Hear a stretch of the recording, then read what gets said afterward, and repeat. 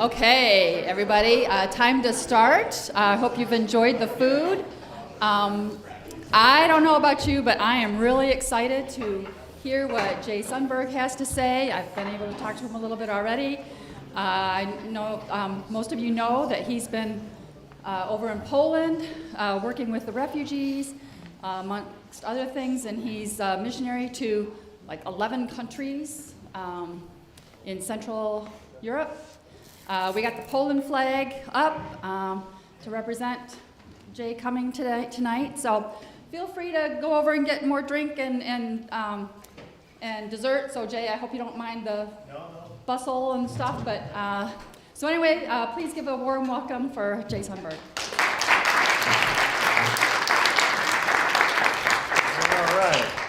All right. Well, that's nice. Great. Can you hear me if I stay down here, or maybe you guys can't see me too well? Should I go up? All right. You talk to the back of your head, so I'm sorry about that. It is great to be here, and I've looked forward to this for a while. Natasha, nice to meet you, and you've probably heard the story of how Natasha and we've connected to help her family, and it's just a beautiful thing. I'm a Nazarene missionary, and you're a Nazarene church. You support Nazarene mission. So really what I'm here to do is two things.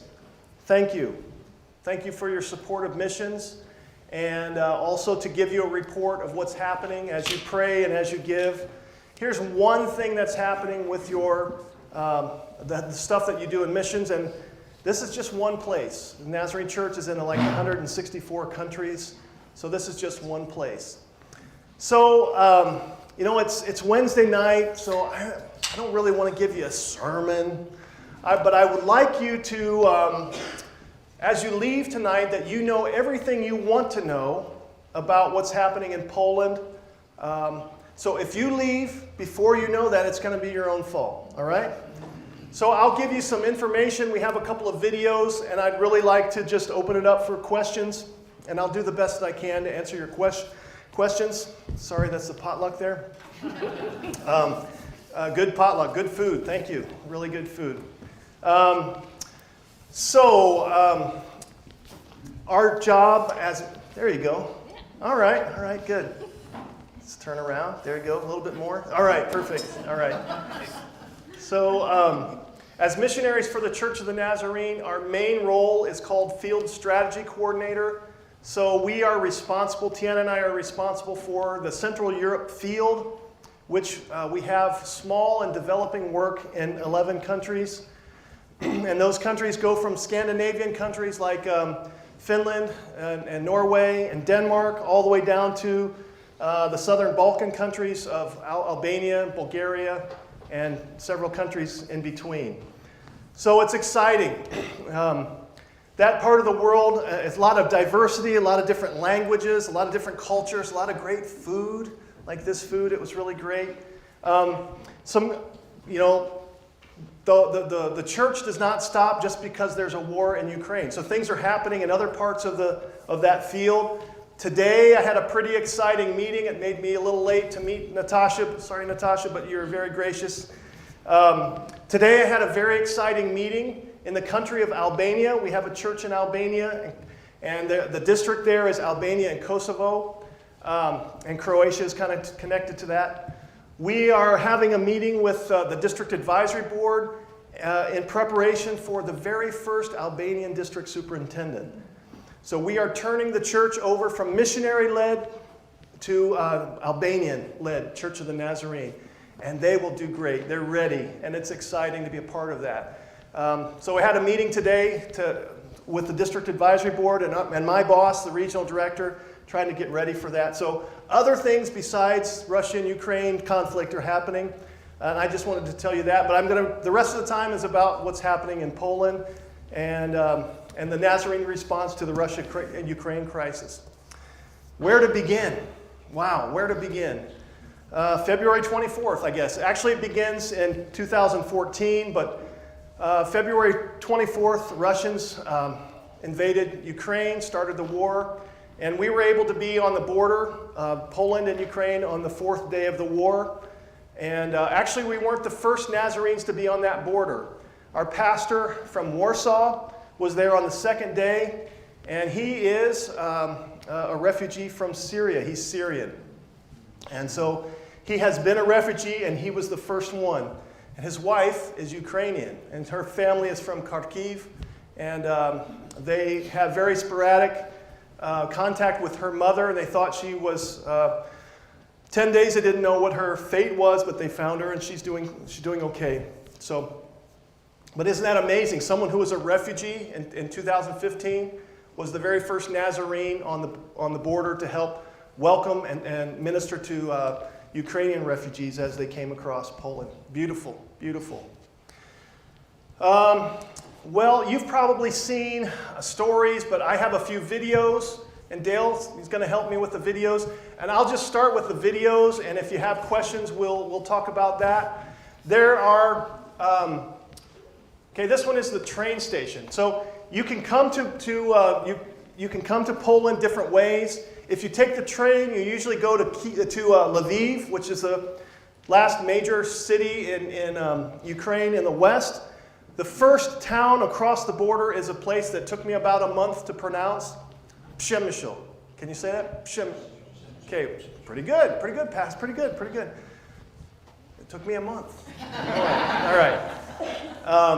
And so this is like the end of the first week of the conflict, and this is my wife. Look how beautiful she is with her eyes closed there.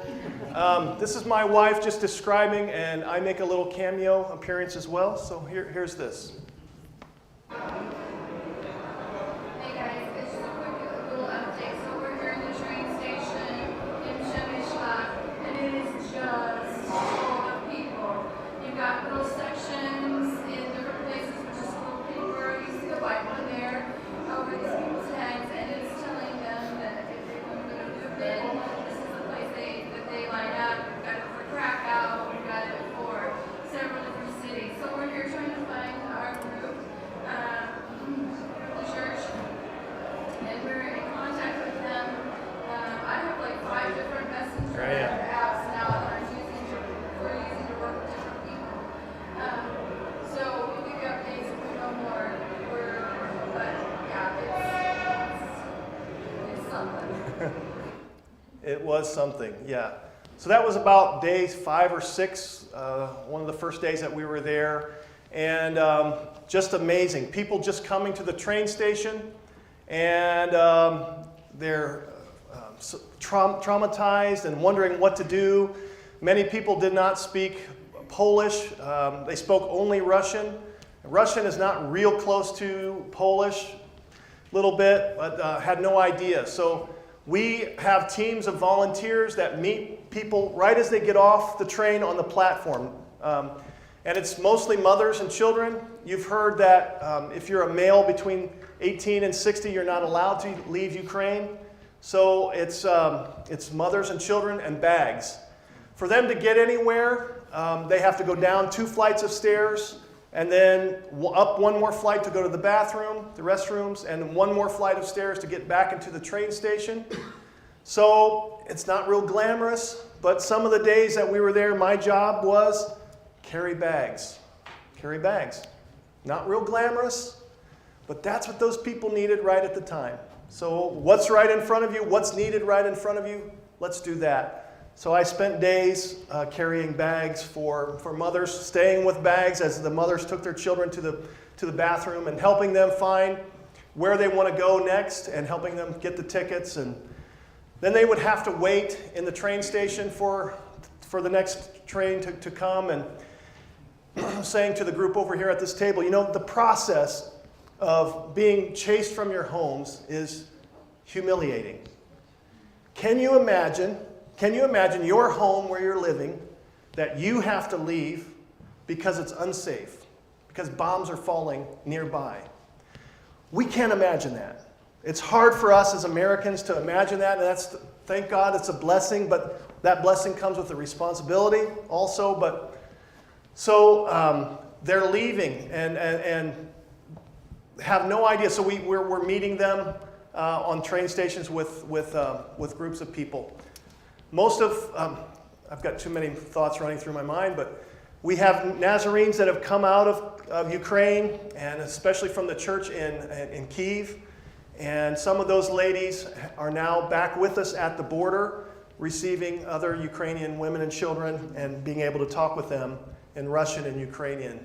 And it's just beautiful. That's the train station. Sometimes families will drive, a father will drive his family to the border. He's not allowed, if he's between 18 and 60, he's not allowed to leave the country. So he drops his wife and children off at the border, and they walk across the border. There's a place called Medica, which is the border.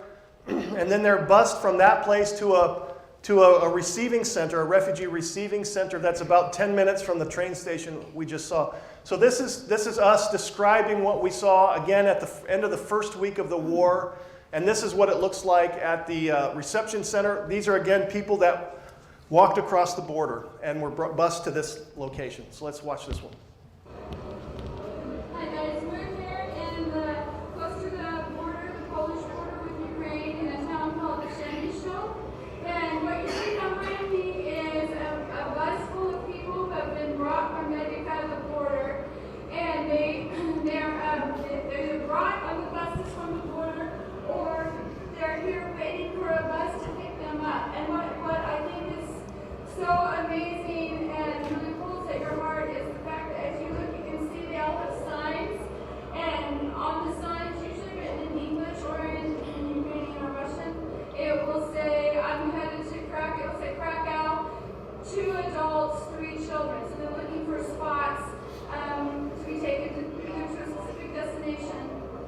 What also is amazing is that there are people, Polish people from all over the country who are coming, and they'll actually put signs in their car, or hold up signs that say, we're going to Warsaw and we have space for 2 adults and 1 child, and so the people will get in the car and they'll just be, that car will take them. Or they'll hold up a sign that says we have free lodging for a family of 4, and then somebody just gets in the car with them and they go.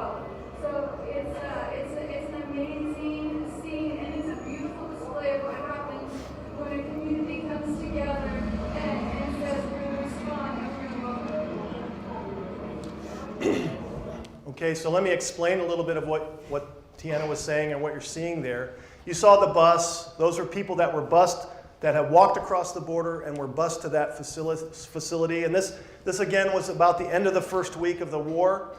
And Tiana talked about people holding up signs. It was amazing. People came from all over Poland, Germany, and other parts, all the way from Spain and Estonia. We saw signs from Estonia. I don't know what's in Estonia, but there were signs about Estonia. People would just hold up cardboard signs and say, 4 people to Estonia, or 4 people to Warsaw, 3 people to Krakow. And the ladies, the women and children would go with these people. On one hand, it's very beautiful, but on the other hand, it's very dangerous, right? Very easy for bad people to say, well, I'll take women and children, I'll take 4, So there was a lot of concern of even that beautiful thing that people just wanted to help out, but there was a lot of concern about danger. So eventually, if you're a driver, you have to register, and you get one of these little things here, little bands. Mine is worn pretty well. I got it 6 or 7 weeks ago, still on there. I have showered since then, so it still goes through the shower. So you have to register, and then they take your picture, they take your license plate number. Still bad things could happen, but at least if people disappear, we know where to, not we, but the authorities know where to look and ask about them. So that was a beautiful thing, but also a very dangerous thing.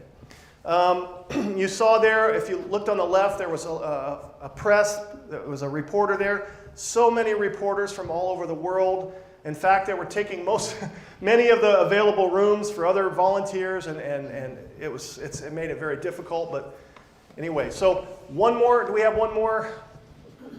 One more video here. So after the people are brought to Chevy Show, on the buses they get off the buses and they come over to this section of this camp, and the red section are for medical needs, and you're meeting with people there, getting consultation with people there, and then the blue tents over here, they get food and any other needs that they have. And it's just a very beautiful way that they're caring for people. In the last 6 days, over 500,000 people have come, not only through this location, but many have come through this location and other locations coming across the border from Ukraine and Poland. And it's just beautiful to see how people come together, and the best things come out of people when they rise to the occasion of this kind of difficulty.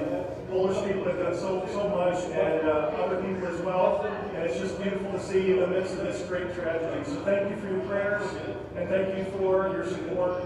And keep praying for that God would bring peace to our world. Thank you. So a little bit about this video. You saw a lot of yellow or red vests. Those are volunteers. Lots of volunteers were we're helping out.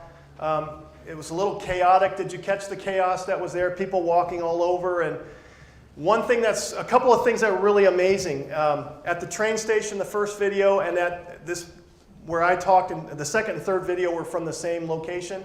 It's an old Tesco warehouse, an old grocery store warehouse that Tesco has pulled out of that place, and so it was open.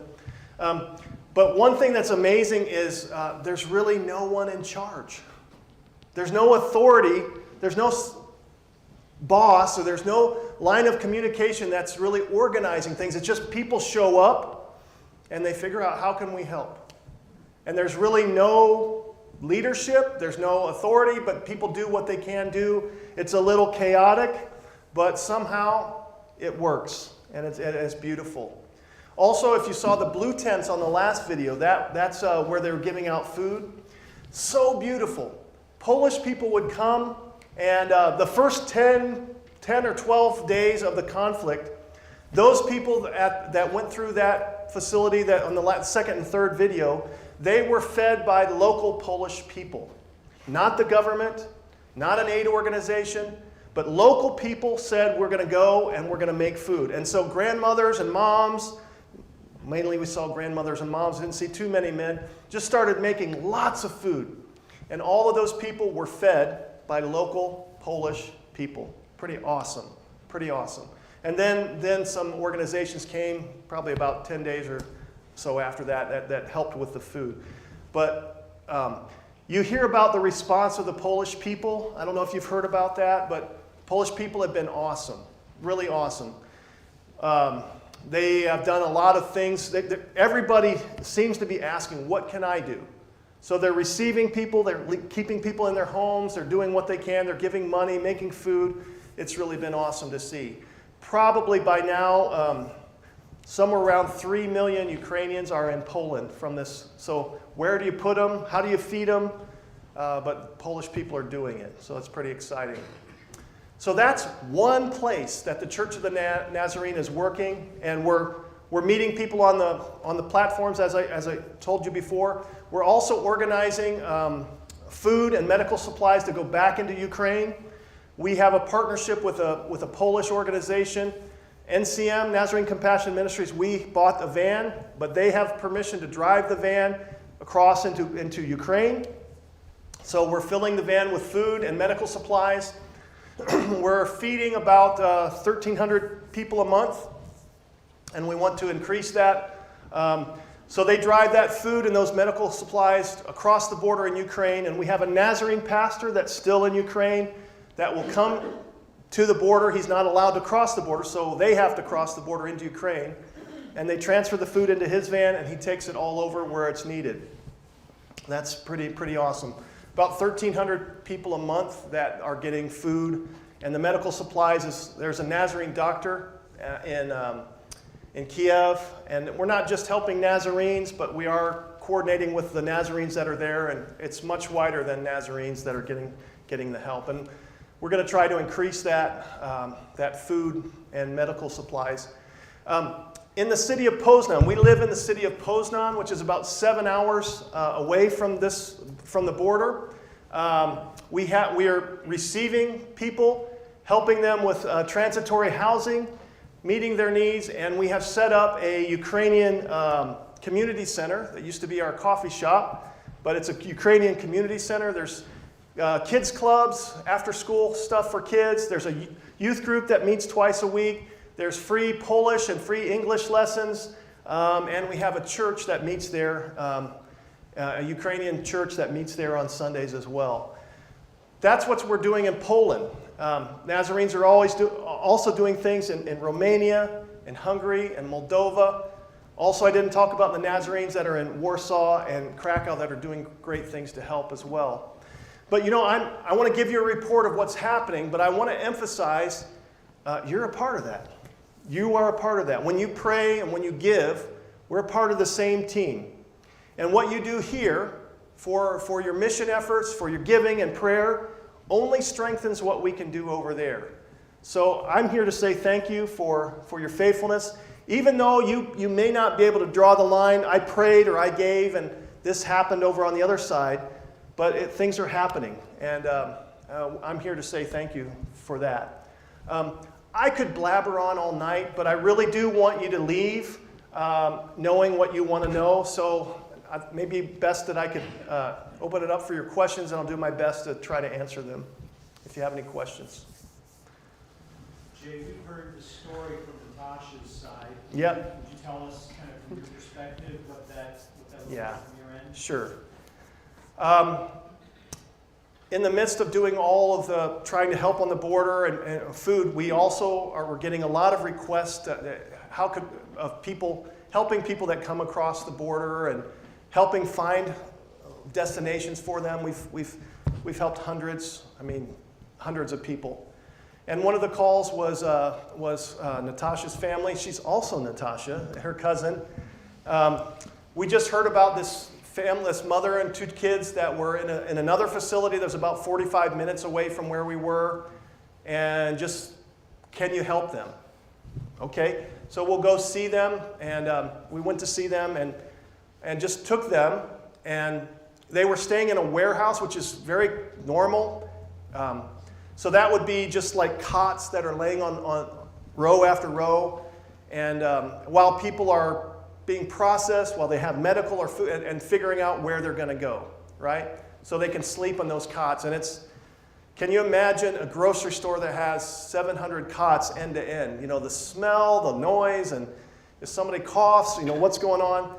And so we got them, and we brought them back to put them in an Airbnb in Przemysl, about an hour and 20 minutes outside of Przemysl, right next door to where we were staying for that time. Then, we were concerned about them a little bit. They're wonderful people, but she doesn't speak English. I don't know if she's ever been out of Ukraine or understand the system. She's very intelligent enough, but we were concerned about them. So we thought, we're going to see if we can carry them with Nazarene hands all the way to their final destination. So we brought them back into Przemysl, took them to McDonald's. That was kind of fun.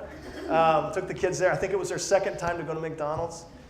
And then we got them on the train to Poznan, where we live, we also have a team that's doing all of this stuff. We had Nazarenes meet them on the train station to gather them, and they stayed in Poznan for 2 nights, and we found a place for them to stay for a couple of nights. And then we found a Nazarene home in Gelnhausen that would take them in Germany. But the train was a little confusing, and we thought, is she going to understand how is this going to work? So another Nazarene family that we helped get to Berlin, we called them and said, can you meet Natasha and her kids at the platform when they get off the train? They have to make a connection in Berlin. Meet them at the platform and help them get on the other train that will take them to Frankfurt. So Nazarenes met them there, got them on the other. We had Nazarenes pick them up in Frankfurt and drive them to Gelnhausen. It's a suburb. I don't think it's that far away, maybe 45 minutes. And they're staying in a Nazarene facility. So Nazarene hands from the border carried them all the way to their final destination, where I think they can stay for a couple of months. But that's how the church works. We can't do that for everyone. We can't do that for everyone, but it just seemed like we need to do this for this family. And we've done similar things for other groups as well. But it's just beautiful how Nazarenes, and you don't have to be a Nazarene, but these happen to all be Nazarene people that met them and helped them at every connection. So it was beautiful. It was wonderful. It was great. Yes? About their housing, do they have plans to build any type of housing? Housing, that's an interesting issue. As they've come out of Ukraine, organizations like ours, NCM, we're small, and there's other organizations that are doing similar things. We are helping with transitory housing, helping people get there, but supposedly local governments are supposed to help with more longer term, 2 months or 3 months or 6 months, but that really has not happened. So housing is a really big issue when they get to Poland, because as people are still coming, it's not as many as in the early days, but there's still a steady stream of people, and there's probably going to be other big waves of people as the war intensifies in different parts of the country. There'll be more waves of people. So housing is a big issue. The question is, what happens after the conflict is over? You've got women and children in Poland and other parts of Europe, and the men are in Ukraine. How many of the men will just come to Europe and try to start life here? And how many of the women and children will go back to Ukraine? And if they go back to Ukraine, what will they have to go back to? Some of the cities like Mariupol is destroyed. That's my, who's that? That's my daughter. Sorry, Jenna, I can't do this, sorry. Oh well. So what are they going to do? That's a big question. I don't have the answer. Don't have the answer. There will be a huge effort, when the war is done, a huge rebuilding effort in Ukraine. And also, we have Nazarenes in Russia. I was a pastor of Moscow First Church, Russia, in the 90s. There are good people there. We also want eventually to help in Russia as well, even though they're kind of the aggressor, but there will be a huge problem in Russia as well. So hold on. It's going to be interesting. Yes? You said there's people that go from vans and take food and medical supplies and that in. How difficult is it if it's a man going from there? How can they Ukraine, get that in? yeah, Polish men can go back and forth, but if you have a Ukrainian passport, they're not going to let you go back and forth. But we're working with this Polish organization, and they have an agreement with the mayor on the Ukrainian village right across the border. And the mayor has given them a humanitarian pass, so they can go right back. They don't have to wait in the long lines. They can go right in, drop the stuff off, and then our Ukrainian team can pick up stuff. They can go back. So that's why we're partnering with them. But it's not Ukrainians that are driving back and forth. It's Polish guys that are driving back, and sometimes Polish women are driving across. So Polish guys could not, or Ukrainians would not be able to go back and forth. Yeah. You mentioned the needs to, excuse me, in the future help with the help in Russia as well. Yeah. How, and if this is too difficult a question, then just say no, can't answer it. But Can't answer. Okay, go ahead. All right. how is the Nazarene Church in Russia responding to this? Yeah. I know it's not a response, it's, Yeah. tons of different people.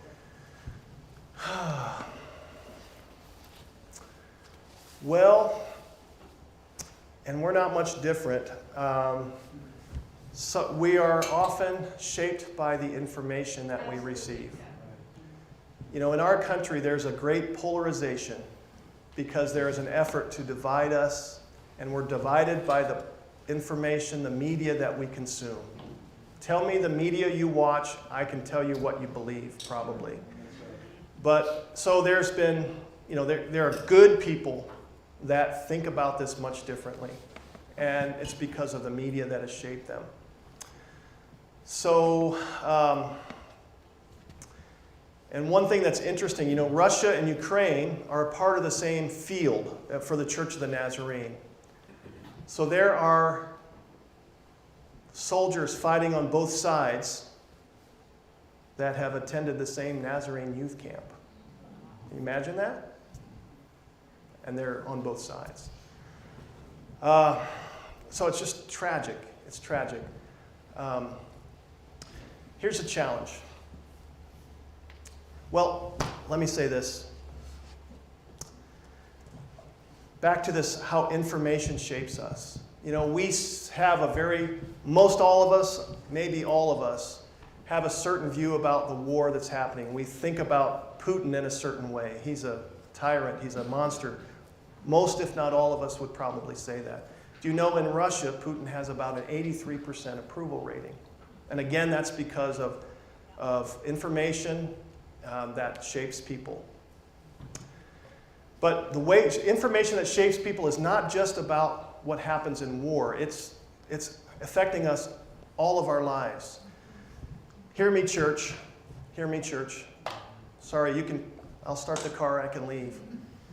We need to be people that are shaped by the Word, that are shaped by Christ. And be very careful about what media is telling us, and one side or the other side, whatever. But why can't we as the church, start the car, Pastor, start the car. Why can't we as the church be countercultural and have a radical commitment to unity instead of polarity? What would that say to our world, right? But we love our media. I like my media. You like your media, and it shapes us. Just a little sermon here, so start the car. So, all right. Be very careful how media is shaping you, and how can we be shaped by the Word and by Christ. That's a challenge for us today. Challenge for me too. Okay, other questions? Sorry about that. Yes, sir. So picking up on that, Okay. you're in the middle of a war and you're just trying to get people somewhere safe and some food. But is there opportunity to minister to their souls? Are there opportunities Sure. to share Christ and pray Sure. with them? I don't know what that looks like. Well, in Przemysl, where we are, it's pretty much transit. And so it's not like we're inviting them to a Bible study, but there are people that you can kind of tell you can tell that they're believers. And I've had the opportunity to say a prayer of protection over people. And I speak Russian, and I know a little a blessing, which if you behave, if I don't have to get in that car, I'll close the service with a Russian blessing for you, and been able to say that to them on their journey. And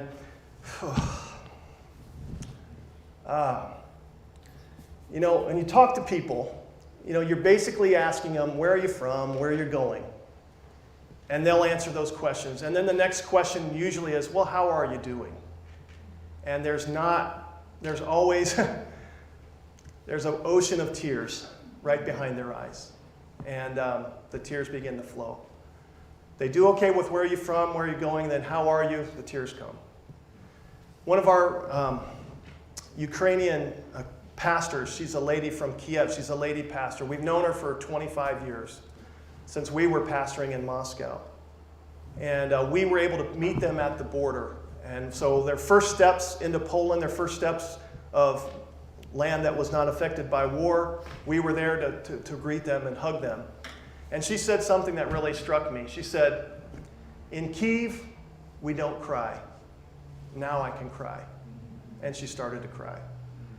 And basically what I understood that she's saying is, we want to be strong in Kyiv. And if we cry, maybe we show the forces that are against us that they're affecting us. But we're strong people. But she said, now I'm in Poland, I'm here, now I can cry. And she cried. So, crazy. Following up on that a little bit, war is horrible, as we all know, and atrocities that happen in war are unbelievable, and you've seen stories. And so war brings out the worst in us, in humanity. But what I'm encouraged by is, at the same time that we see the worst in humanity, we also see good in people that rises up. And the good rises up and kind of checks the evil. I mean, evil still does its damage, but the good is right there to help people in the midst of the terrible stuff that happens. And it's been incredible to be a part of. It's been incredible. So, what else? Yes, sir. So the outpouring of love that you witnessed from the Polish people, Yeah. the Ukrainian refugees, and that you've been a part of, and you said you were in Poland for 2 years now. Is that something brand new just with the war refugees, or has there always been a relationship between Poland and Ukraine? Well, if you know history, Poland and Ukraine there's atrocities back and forth. There are difficult parts in history. And I was talking to a good Polish friend of mine, and he was talking about that. And then he was referring to this, I think it's this Polish author that was on a web seminar or whatever you call it, webcast. And he said, now, the way he described it I thought was beautiful. He said, if we carry this hatred into this thing, it's like we're wearing concrete boots. And he said, it's time for us to take off those concrete boots. So there are reasons why Polish people would have bad feelings toward the Ukrainians and reasons the other way. But, in this effort, everybody just wants to help. It's like you don't see him as Ukrainian. You see him as a person who needs help, and it's just next door to Poland. This could be us, and Poland has suffered a lot in the last century. And so they understand this could be us. And if Russia moves to Poland, it might be them. So I don't know if I answered your question, but beforehand there were 2 million Ukrainians in Poland before this conflict happened. So that's a good thing in that many of the people have a connection, a friend or a cousin or somebody that's already established in Poland. But there are a lot of people that come that have, they're just leaving, and they don't know what their next step is. But the relationship between Poland and Ukraine is complicated, but they seem to be rising above that for this purpose now. Seems to be. I'm sure there are exceptions to that too. Guys, there's no questions from over here. What's the deal? What is the deal?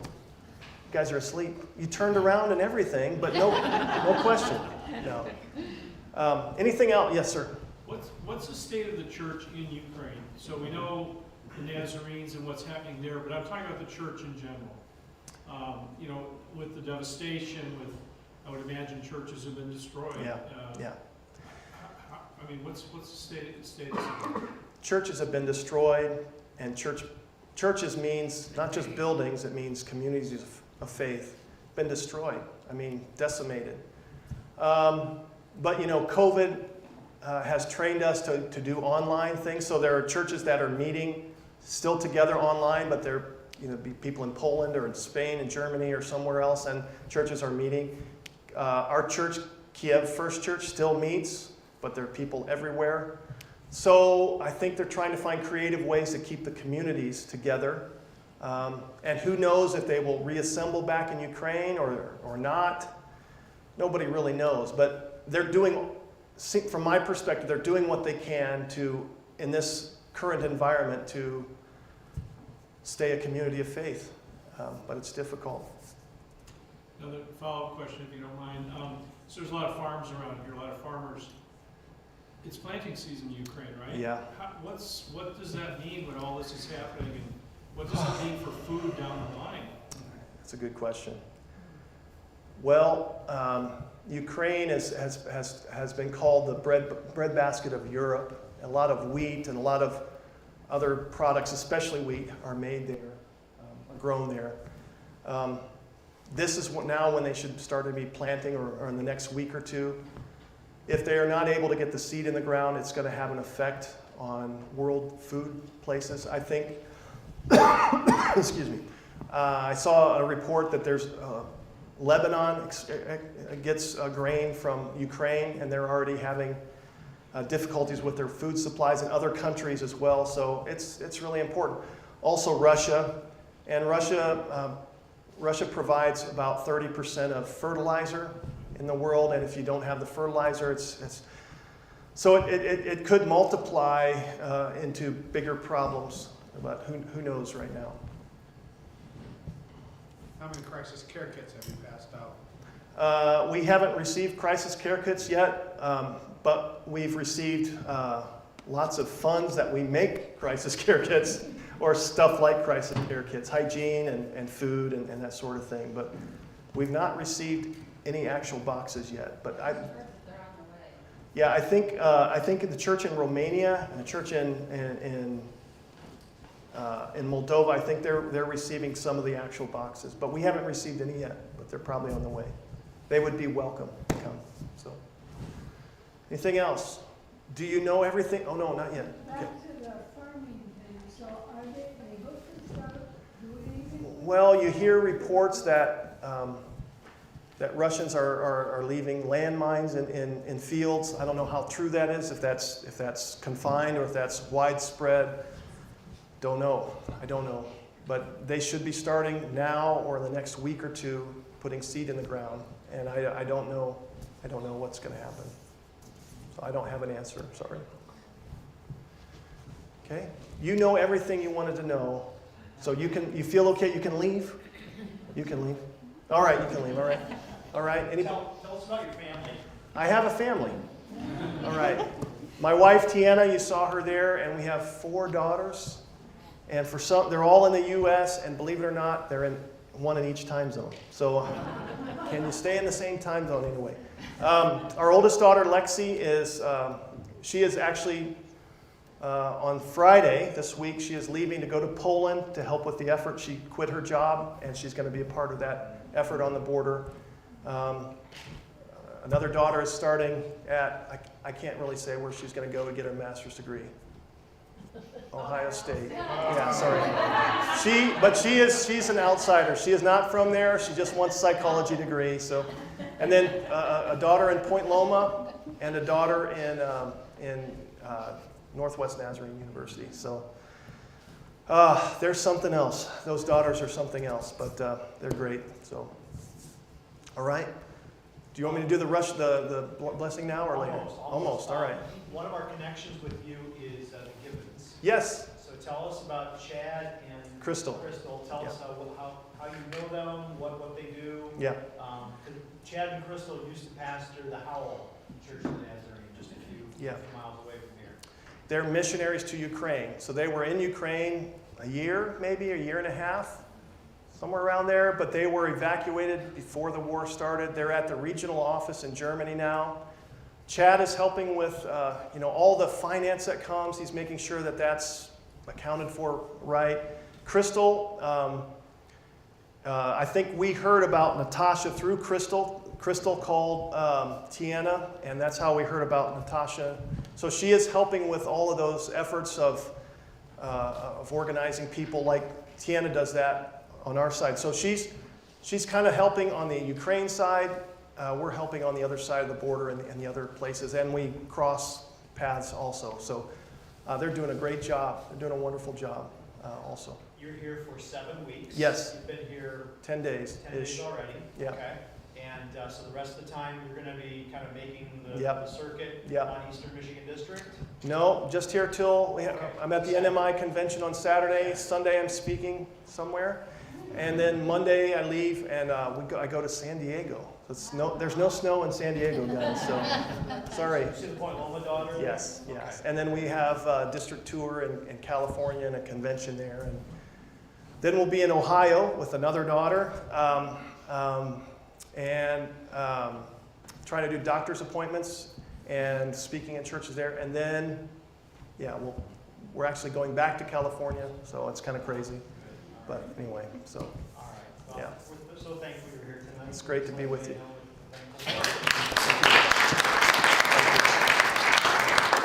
Just want to say thank you again for your faithfulness, and we're a team. As you do what you do here to support missions, again, it makes us be able to be as stronger at what we do over there. So we thank you for that.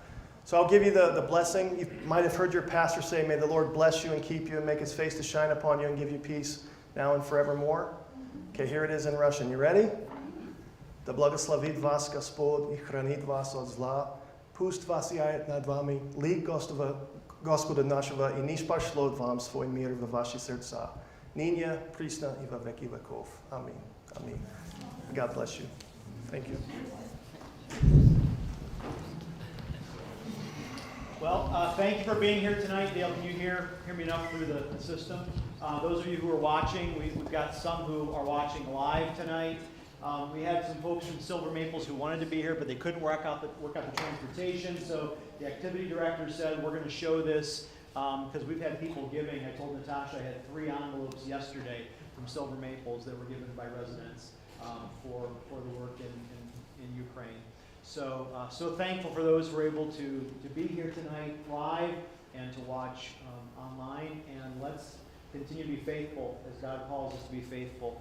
And go ahead. Are we collecting an offering? And we will collect an offering tonight. Yeah, thank you. We'll have an offering plate by the door as you leave. So thank you, former treasurer, for reminding me of that. But anyway, all right. Well, tables and chairs go back this evening. This section will be set up for Sunday school. And thanks so much for being here tonight, everybody. God bless you.